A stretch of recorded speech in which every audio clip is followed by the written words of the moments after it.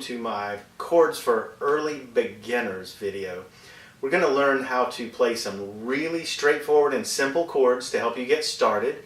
And this works for just about anybody, but it especially works if you just got your guitar and you're really not sure about those full chords or those scales or anything and you just want to get your fingers moving.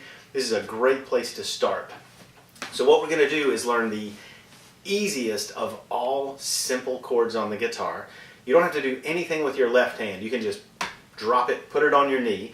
And what we're going to do is take the pick and count string 1, string 2, string 3, and just let it rest on string 3 for a minute. Now, if you're confused about string numbers or anything like that, there's a video that we go over to the string names and numbers. We talk about how to count the strings, how to name the strings, how to memorize that, and that kind of thing. So if you want to stop right now and go watch that video, that's fine. If you've already watched it, we're going to keep going. And at this point, all you have to do is push through the bottom 3 strings of the guitar, string 3, 2, 1 like this, and you have played a partial E minor chord. That's the easiest chord of all for guitar. If you play the full one, it takes a couple of fingers. But since we're just starting out, we're just going to learn to play the partial, which is just string 3, string 2, string 1. Now, for a chord, with notes we play just one string at a time. But with a chord, we have to play more than one string at one time, like this. And so we have to learn not to do this and play each note separately. We have to learn to push through and play the whole chord. So sometimes we say it's like brushing a fly off your knee. You don't want to like hit your knee and mash the fly. You just want to swipe it away like that. So you don't want to push hard on the strings and make them sound like this and really work at it. You just want to lightly brush through the strings all at the same time. So let's do this again. Let's count string 1, string 2, string 3. And now just let your hand fall, your right hand, just let it fall very easily through the strings, just like that. That's how to play these really simple 3-string chords. So we're just going to brush strings 3, 2, 1 like that.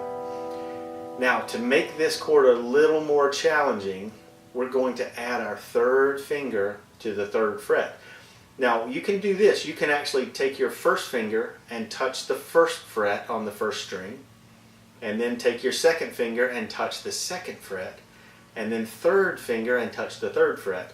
And that actually helps just counting up the frets so you don't accidentally put the right finger on the wrong fret or the wrong finger on the right fret. You want to go 1, 2, 3, and then you know you've got 3rd finger, 3rd fret. Now if you play the same 3 strings, string 1, 2, 3, and just drop your hand and brush through while squeezing that 3rd fret, you get a G chord. Now, the one thing you have to watch out for is if you can see your thumb over the top, it's going to be really hard to play. And if your thumb is sticking out on the bottom, it's going to be really hard to play. So if you were to take the guitar away, you should see your thumb right behind your finger, just like you're trying to pinch the guitar.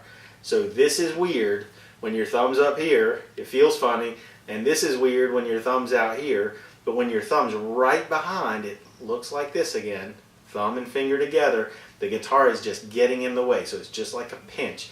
That's what it should feel like. Sometimes we call that hamburger hand because it looks like we're holding a, well, that's kind of a big hamburger, but it looks like we're holding a hamburger in our hands. When we take that shape and put it on the guitar and we press any fret, our hand kind of still lines up like it's holding that hamburger like that. So if you can remember that, just every time you go for a chord, think hamburger hand. That'll help a lot.